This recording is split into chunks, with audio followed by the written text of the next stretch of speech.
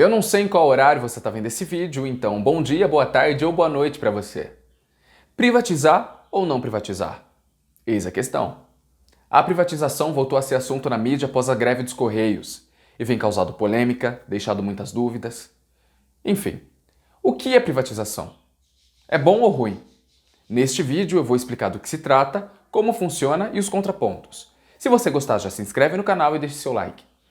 Muito prazer! Meu nome é Felipe Nogueira e este é o canal Jornaleiro.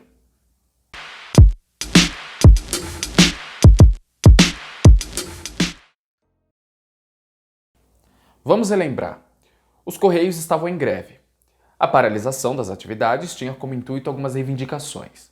Entre elas, instrumentos necessários para que os funcionários trabalhem protegidos contra a pandemia do novo coronavírus, contra a retirada de benefícios, aumento salarial e contra a privatização da empresa. A greve acabou, por decisão do Tribunal Superior do Trabalho. O TST concedeu 2,6% de aumento salarial dos 3 que os grevistas estavam pedindo, e manteve ainda algumas cláusulas de um acordo que havia sido revogado em agosto. O ministro das Comunicações, Fábio Faria, disse que existem empresas interessadas na aquisição dos Correios e que a privatização da estatal vai acontecer. Entre as empresas citadas estão Magazine Luiza, DHL, FedEx e Amazon. Mas o que é a privatização de uma empresa? Privatizar uma estatal significa que o governo deixa de administrar uma empresa pública e transfere, após a venda, a titularidade e a execução das atividades dela à iniciativa privada.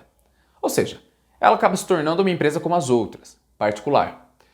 Muitos confundem com concessão, mas concessão é a transferência temporária das atividades.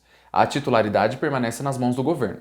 Por exemplo, as rodovias são administradas por concessionárias. Artéries, Via Rondon, antigas Centrovias, enfim. O Estado transfere a responsabilidade dessas atividades nas rodovias a essas empresas concessionárias. Por serem mais eficientes, terem mais técnica. Porém, o Estado permanece sendo dono dessas rodovias. Quando acaba o contrato, ele pode transferir para outra empresa. Já na privatização, não. Ele transfere até a titularidade dessas empresas. Ou seja, uma vez vendida, o governo já não pode mais tomar decisão sobre ela. Mas isso não é fácil assim, vou vender para uma empresa X ou Y. Não, o projeto de privatização precisa ser analisado pelo Congresso Nacional, lá onde ficam os deputados, os senadores. Normalmente, o processo de venda é realizado em leilão na Bolsa de Valores, do qual os interessados na compra participam. O mais comum são empresas e grupos empresariais consolidados, que trabalham e desenvolvem atividades no ramo da empresa que será desestatizada. No caso dos Correios, as supostas empresas interessadas na compra trabalham com logística, transportes e afins. E o valor de arremate pode chegar a bilhões de dólares. O processo de desestatização da economia, menos Estado, mais iniciativa privada, começou no Brasil ainda na década de 80, quando as primeiras estatais foram privatizadas. Na verdade, se tratou de uma reprivatização. O que é isso? O governo havia adquirido empresas privadas, elas se tornaram estatais por estarem nas mãos do governo e depois eles acabaram vendendo. Já nos anos 90, no governo de Fernando Collor, foi criado o Plano Nacional de Desestatização, o PND. E aí, a partir dessa década, empresas como a Light Energia, CSN Siderúrgica, Telebrás e Embratel Telecomunicações, a Vale do Rio Doce, mineradora, e algumas ações da Petrobras foram vendidas. A Vale do Rio Doce mudou de nome em 2007 e hoje chama apenas Vale, que você deve conhecer, infelizmente, pela tragédia de Brumadinho. Mas por que privatizar? Esta pauta é uma das mais polêmicas em relação à política. E as controvérsias, então, são muitas. Ideologias e mais ideologias. Quem defende a desestatização entende que quanto mais empresas privatizadas, menor o prejuízo e maior o benefício ao Estado e sociedade. Isto pode ser exemplificado por alguns fatores. Desburocratização. Para a contratação de funcionários, as estatais abrem editais, os famosos concursos. Isso requer tempo e dinheiro. Em uma empresa privada, a diretoria pode agir como quiser, utilizar o próprio capital e os processos são mais rápidos. Sem a interferência do governo, a margem para a corrupção tende a diminuir, não que isso seja o certo. Aumento no recebimento de impostos, já que as empresas privatizadas pagam aos governos, ou seja, gera mais riqueza ao país. Eficiência, pois há concorrência entre os setores, o que contribui para um serviço de maior qualidade e eficácia, por conta da disputa. Menos prejuízo aos cofres públicos, pois se o caixa não fecha, o Estado precisa recorrer ao Tesouro Nacional para manter a empresa em pé e arcar assim com os salários de funcionários, por exemplo.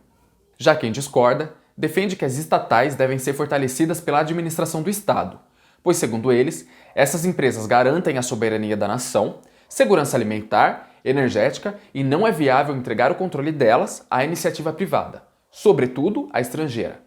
Ainda não concordam porque algumas empresas que já foram desestatizadas foram arrematadas por valores que seriam inferiores ao que seria aceitável. Uma expressão muito utilizada é a venda a preço de banana, como é o caso da Embraer. A empresa brasileira da aeronáutica foi vendida em 1994 por pouco mais de 150 milhões de reais. Alguns acreditam que o valor deveria ter sido maior. Além desses fatores, existe a possibilidade de funcionários dessas empresas serem demitidos, uma vez que, na iniciativa privada, há redução no número de funcionários, e os contratados, em sua grande maioria, podem ser terceirizados. Já na empresa, quando pública, eles são concursados, ou seja, eles não correm o risco de serem demitidos. O secretário de Desestatização, Diogo Macorde, disse ao Valor Econômico que a desestatização dos Correios é prioridade, e 3 fatores colaboram para isto. Os 35 dias de greve, já que gerou insatisfação à sociedade e danos ao governo, a decisão do TST de conceder os 2,6% de reajuste salarial, que terá efeito aos cofres públicos, já que esta decisão pode aumentar em 200 milhões de reais a folha de pagamento anual, sendo que, segundo Macorde, no ano passado, o lucro da empresa ficou próximo a 100 milhões de reais. E por último, o secretário diz que teme pelos Correios virarem dependentes do Tesouro Nacional. Como eu já disse lá atrás, se o caixa não fecha, o dinheiro precisa sair de algum lugar. Ainda, segundo o secretário, as despesas dos Correios chegam a girar em torno de 20 bilhões de reais por ano. E isso pode virar um problema se a empresa concorrer com o resto da verba da administração pública. Porque, segundo ele, esse orçamento é o valor completo do orçamento dos Ministérios de Infraestrutura, Minas e Energia e Desenvolvimento Regional. Agora eu pergunto para você. Você acha que o Estado deve sim vender empresas públicas ou não? Que ele deve administrá-las independentemente do que acontecer?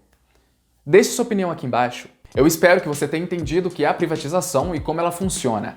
Se você gostou, deixa seu like, comenta, compartilha, fala pro vizinho, fala pro amigo, fala pra mãe, fala pro pai.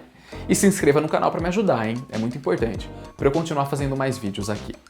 Muito obrigado, agradeço pela sua audiência e até o próximo vídeo.